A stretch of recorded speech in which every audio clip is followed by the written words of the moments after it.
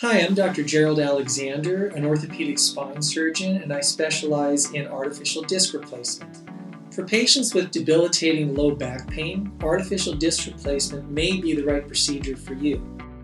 Artificial disc replacement involves going through an anterior approach, which means through the front of the spine, through the abdomen, and removing a painful, malfunctioning disc and replacing it with a prosthetic disc made of metal or plastic. This provides pain relief and restores full range of motion. If you're living with crippling low back pain and you've tried conservative things that just haven't helped, you may be a candidate for artificial disc replacement. I specialize in artificial disc replacement and have helped my patients experience pain relief and restored their function and quality of life. So begin the journey to living a pain-free life.